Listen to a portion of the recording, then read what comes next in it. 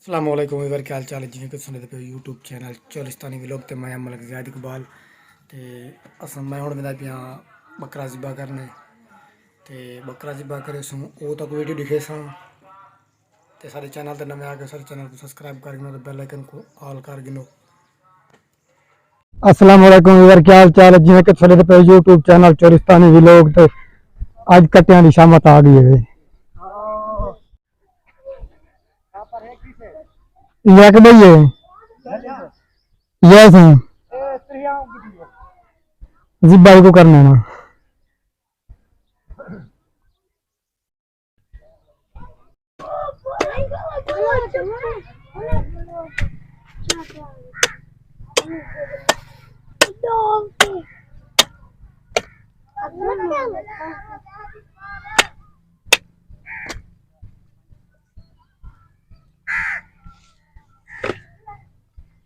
तकरीबन 4 गोश्त सी हम मर पई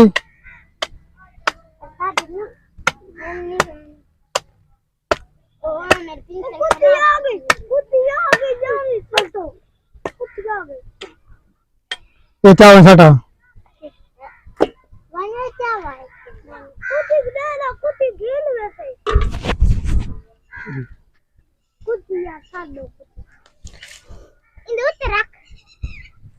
उत्ते है नीचे वजनी है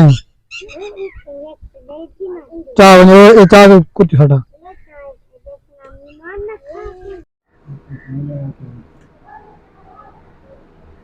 और ये नहीं आ गया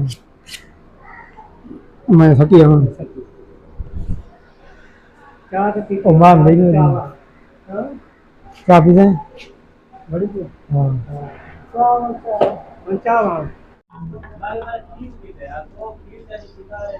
चेक करो सी मेहमानों वास्ते इंतजाम सुना बकरे दा देख बकरा पकड़ा पे